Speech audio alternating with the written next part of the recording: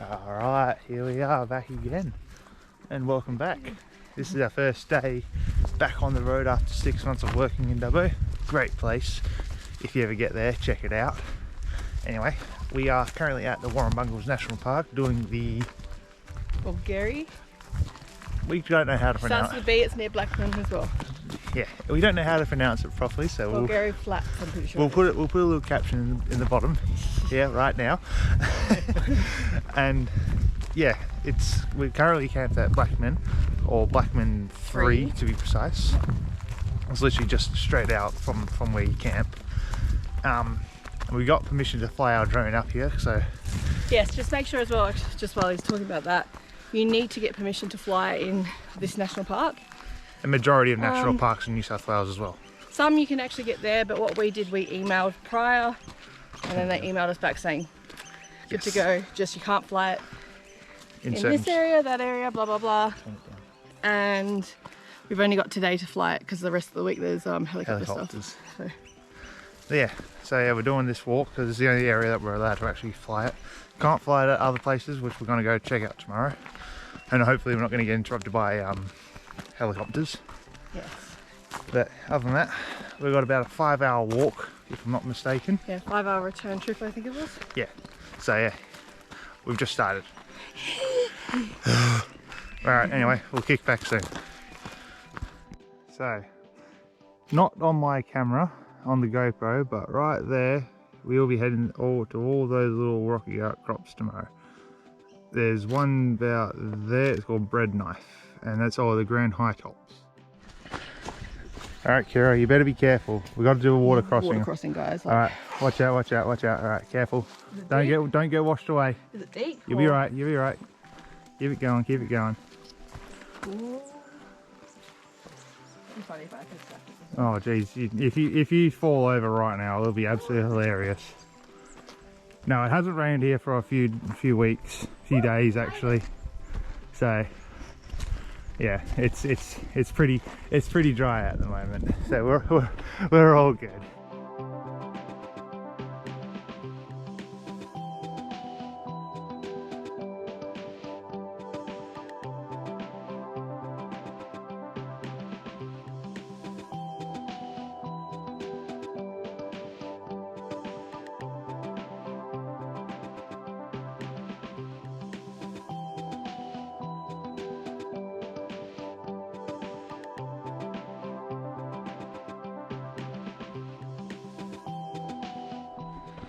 Alright, just a little quick survey.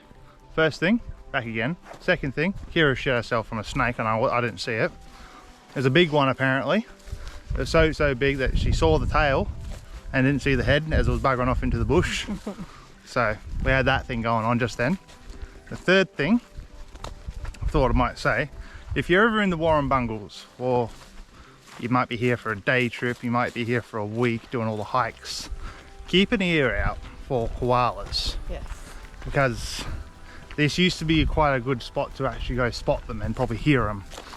But obviously fires, floods and varying diseases and what have you, yes, has decimated the population in this particular area and all over Australia actually. Unfortunately, yes. Yeah, so they are here. There is a picture of one in the information centre of the Warrumbungles, and it's literally just like about yay big on a big panel shot.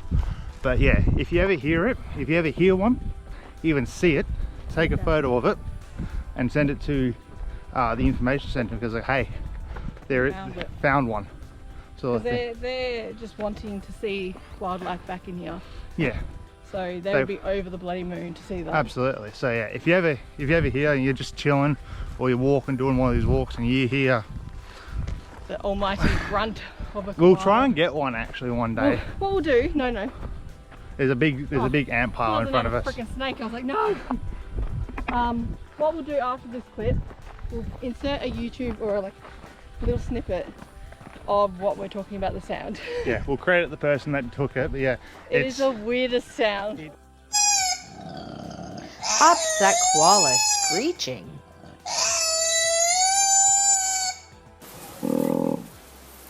The koala growl. Male koalas grunt to attract females. Some people call it a koala roar.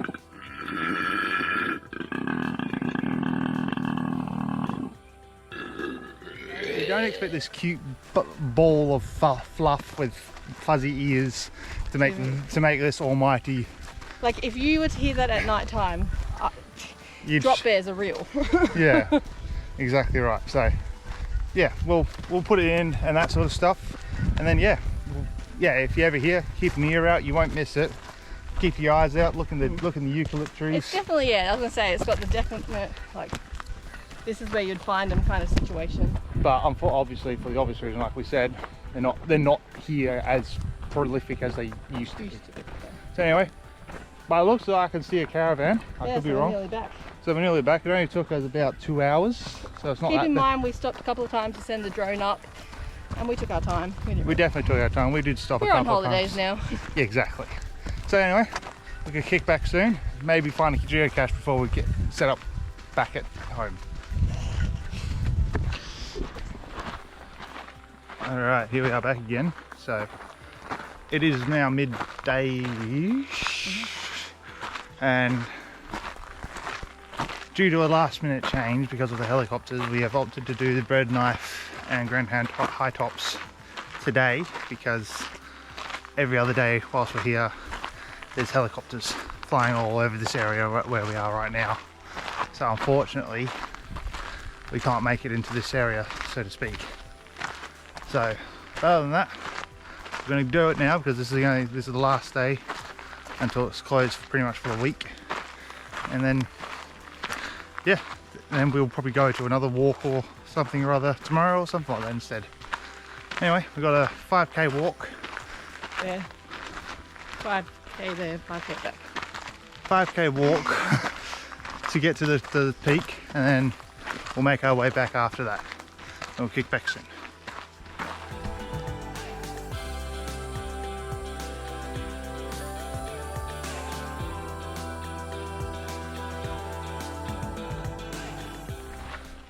So we're back, we're still walking, funnily enough. I don't know if anybody has noticed, but we don't hike a lot. And from here, going into the next workplace that we're going to, and then heading south, ironically we're going to be doing probably a lot of hiking.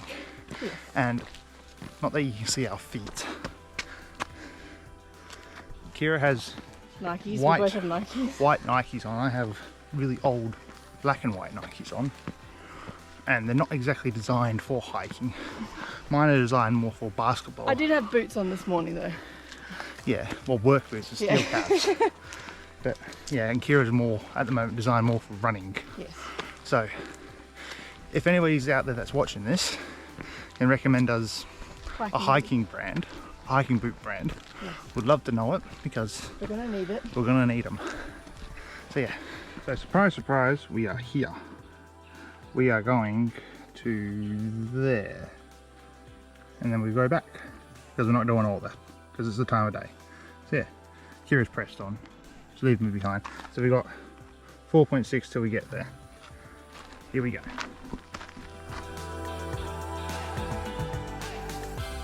All right, here we are, back again. So we have done the easy bit. We are now on the upwards climb. Though it is still paved, it is starting to get a little bit steeper. So here we go. Here we are, back again. We have seen bread knife. I found Kirra. Where is she? There she is. We have stairs. We don't have that much longer to go. There's bread knife. Well, no, that's not bread knife. Bread knife is there somewhere. We'll show you when we get closer. We have done more than we haven't so far, but we've got the final push and then we're there. So we'll keep going.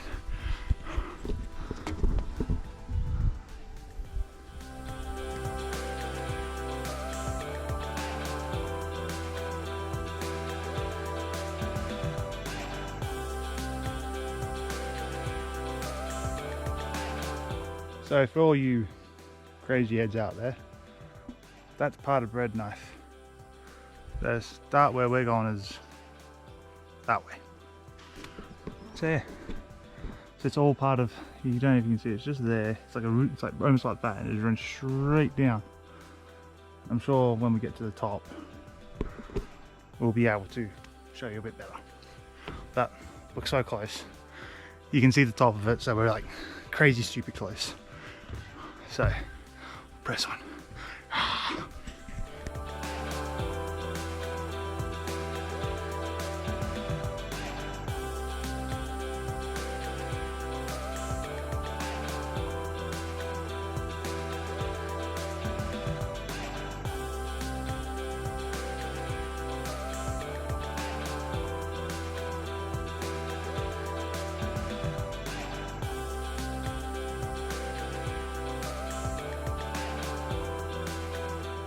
So, as you can see, Kirra is dead. But also that means we've done it. Yeah. We've officially done it. We have climbed to the top of... whatever this is called. Oh my gosh, what's it called now? Grand something. Grand High Tops. Grand High Tops with the Bread Knife and everything else around us. So, come check this out.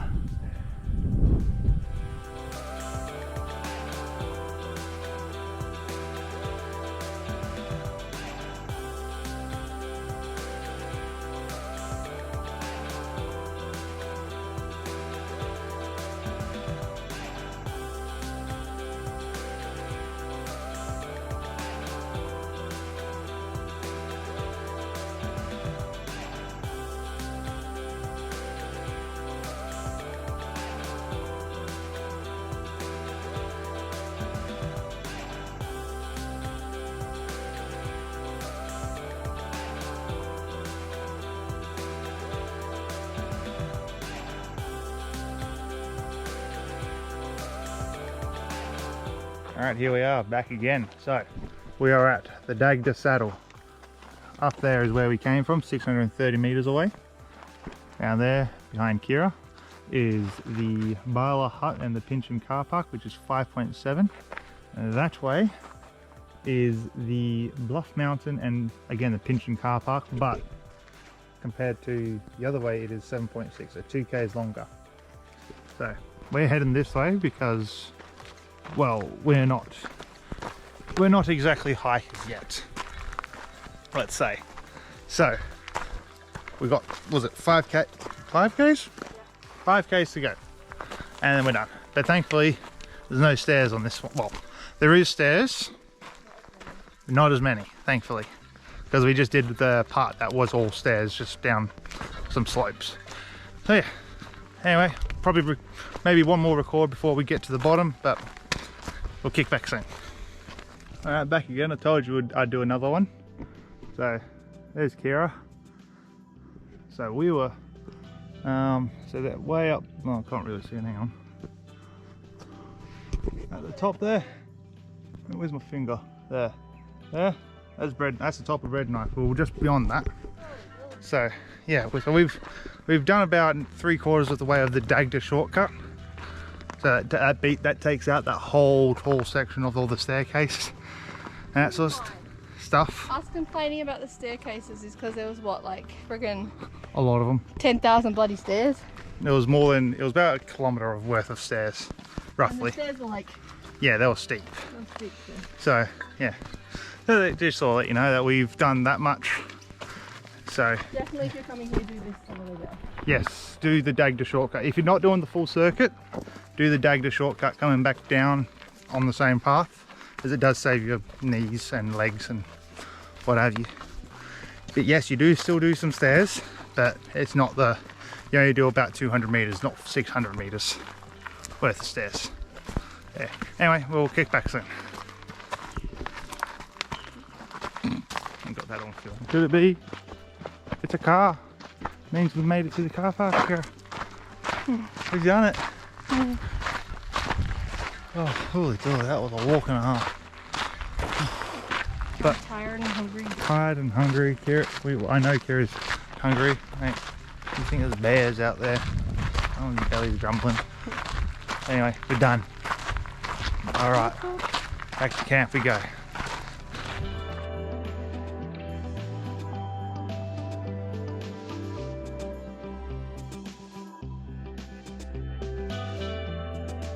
So they got about roughly 1,100 emus on this property. Imagine that sound at night time. Yeah, apparently, yeah, it's all through the night. You can hear boom, boom. Here's a little one. And in this enclosure itself, there's 80. I think there you go. Yeah. Little fella. Hey. A little bit younger than.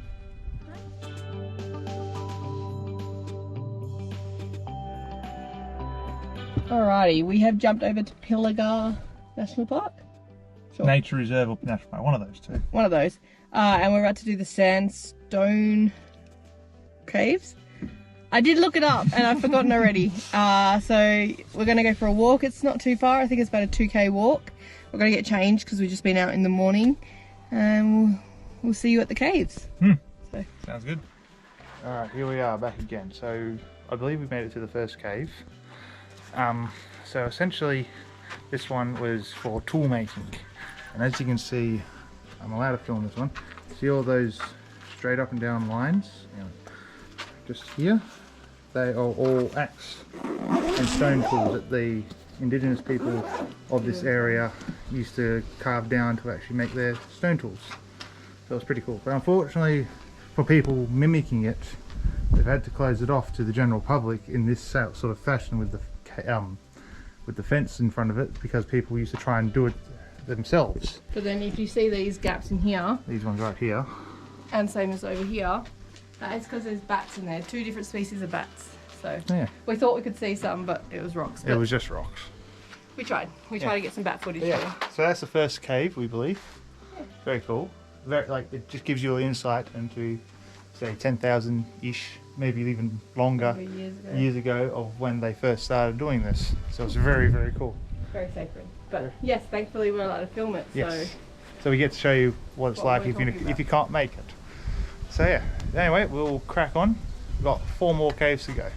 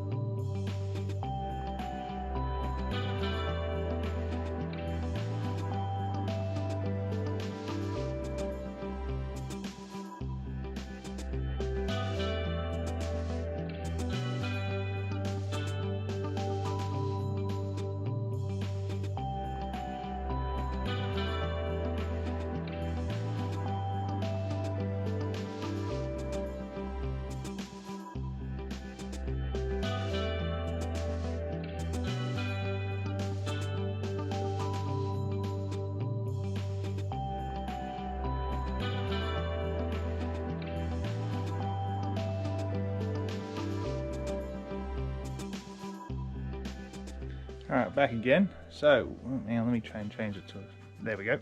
So we've come across another cave, which has a bit more of a description. So this one has rock art dating back to roughly 12,000 years ago.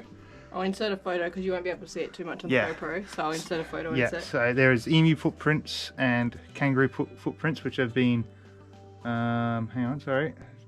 pecked. So that's literally someone going like this to create them. So, and then there's axe grooves as well. So as you can see, this is what you're looking for. But unfortunately, in the 1980s, people thought it was really good that they wanted a souvenir. So they decided to take half of it, and what has remained is what is left over. So they've put concrete in the back of it to try and hold it, like secure it in place.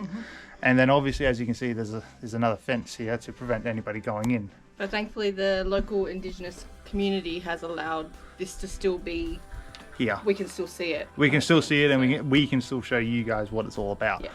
But obviously, in any sort of instance, like it's picture it like a museum sort of thing. Any sort of rock art dating back to way back when, in any sort of mural.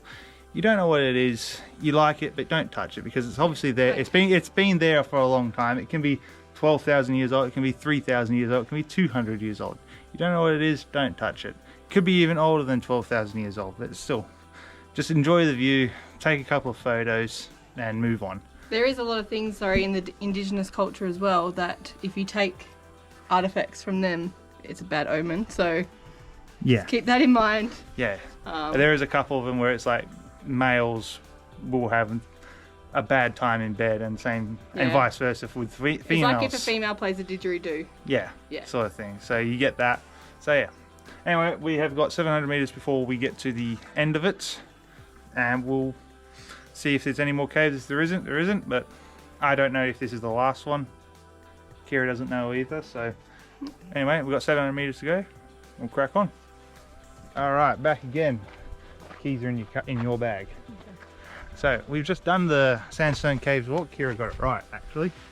For once. Ha. So yeah, it's pretty damn cool actually. You get to see what we've shown you. Like there's 5 caves ish.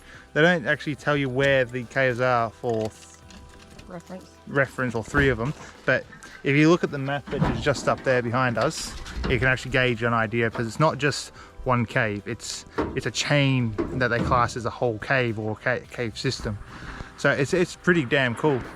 So anyway, so we've done that, so we're just gonna probably scoot on back to camp and start whipping up dinner and go out for the night viewing or the stargazing tonight, because we planned to do that yesterday, but unfortunately we did, well, not unfortunately I should say, we chose to do the Grand High Tops walk. And what's the time? Actually, I'll tell you. 4 o'clock, 3/4 to 4. We were still walking down by then. We probably had about two, maybe 3 k's to go, I think. So yeah. Yeah, so we're gonna head on back. We've got a drive to do, so yeah. And then we'll kick back soon. All right, here we are back again. Another day, another glorious walk along in the Warrumbungles. Kirra's just back behind us. We are heading towards a place called Tara Caves. Apparently it's got some amazing Aboriginal rock work. What did Kirra just do? I just tripped over my own foot. Kirra just tripped over her own foot. I'm sure I've got it on camera, unless my head's in the way. We're trying to hurry along because there's a school group behind us which are still at the information spot, but we're trying to get a wriggle on, so... This time we actually have a river crossing. Yeah. But yeah, we're trying to get a wriggle on so we can actually get ahead of them, and so we can actually enjoy it without too much of an interruption per se. But anyway, Kirra's got to be careful again. I mean, she does at times have 2 left feet. So watch yourself. Careful, careful, careful. Let's go. All right. Yeah. Lots of Tara Caves. Apparently it's got some amazing artwork from the Aboriginal people of this particular area. So we're going to go and check that out. Got a 1.8k walk before we get there, but we're still ahead of them. Just look back then. So yeah, we're just going to crack on right now. All right, back again. So we have climbed. We've done about, was it 1.8k? Is it? Yeah, we've done about 1.6 of that, and it's been uphill, quite reasonably steep, not as steep as the other day, thankfully. And now we're nearly there, and they've conveniently put a boardwalk in. Oh, right, there's a nice view. There's Split Rock Mountain. Just obviously, I've timed that really poorly. It's just behind those trees. Yeah, a lot of little what are they called? Lizards. I don't know if Kirra's seen them, but there's plenty of those little scurrying back and forth along the footpath as you walk up here. So keep your eye out and watch your step. It's very cool. Oh, here we go. Split Rock. Split Rock. There you go, right there. And just over here, you can't really see it. That's where we climbed up yesterday. That's pretty cool. And there's a helicopter actually. I just saw one over there. A little speck in the distance. They're dropping a lot of rocks along the Grand High Tops walk trail because it is getting a bit rickety and a bit shaky. So if they left it any further along, it might have gotten too unsafe and they had to close it for quite a period of time. But thankfully, they're only closing it for about 4 days. So in that instance, it's quite good. Anyway, we'll kick back soon. We're about to come up to the first one. All right, back again. So we've just made it to Tara Caves, as you can clearly see. It's got the fenced off area so no one goes in, as the other places were, like in sandstone. So as you can see, probably just let me get there, all this right here, that's all sharpening of the tools, so it's pretty cool. So this cave is roughly about 14 meters wide and same deep, so it's pretty damn big. Dates back to about 4,800 years ago, so a little bit more recent than the sandstone caves, but they used it right up until 1850, which roughly lines up to when the European settlers came here. So it just goes to show you how much they use this and how much the indigenous people of this area relied on places like this to sleep, eat and drink and that sort of stuff. I think another thing for us since going to Uluru, we got told, like, if you look up in caves and stuff and you see the darkness above the cave and stuff, it means that they've had fires. And that's straight away, we're like, yeah, you can tell they've had a fire there and stuff. So it's potentially there's a fire there or something like that, so you're always looking underneath now, so it gives you a better, you go on one of those walking tours, paid or not, you get a better idea of what you're looking at, what you're looking for and what you're looking out for. Definitely. So yeah, anyway, we're going to walk on back. We beat the school group, which is good, so we had this whole place to ourselves for a while, and yeah, go on another hike, I suppose. Maybe we'll see. All right, we've wrapped up the walk, so now we're just getting everything into the car. So we read the plaque and the info sign that the school kids were in front of just then, so quite interesting. There used to be a wool shed here, which was unfortunately burnt down in the Warrumbungles bushfires in 2013, and there's only a little concrete block remaining where the generator used to be, so that's unfortunate, but again, it's not really meant to be here, so to speak, but it does give you an insight into the history of this place, because it used to be owned by sheep farmers, so to speak. A very small portion of them, but sheep farmers no less.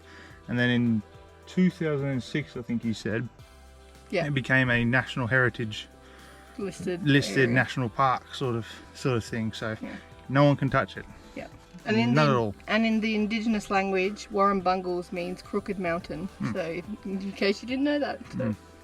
So yeah, that's what it means in Aboriginal, but the actual Warrumbungles itself is all volcanic rock, and it is like I think Crater Bluff, I believe it is the epicenter of a very much so extinct volcano. Yeah. So yesterday as well, we went to Coonabarran, and they have a crystal place there, and there's a lady that, God bless her, they do all different crystals and all what have you, I've forgotten what I was saying, about from this area, and they've been doing it since she was a little kid, and it's like a 4 generation or something, 2 generation family run thing. So definitely if you go to Coonabarran on one of your day trips, stop in there. It's a free activity as well, so. Yeah, and they got a picture, and it's an aerial shot of Warrumbungles, and you can literally see how it actually was a volcano. You can actually see how it all was formed over to one particular point. Yeah. So anyway, we're going to head back now because we've just done Tara Cave, and we're just going to do some chilling, relaxing. Have our pumpkin soup. We watched pumpkin soup yesterday from a nice little cheese shop. Yeah. Wasn't really. Yeah, it was a cheese shop. It had local produce and everything. Yeah, it was very nice. Yeah. So I've been wanting pumpkin soup for, I actually can't remember the last time I said I wanted pumpkin soup. It's been a while. So. But yeah, we're going to head back and just chill. And we'll kick back soon.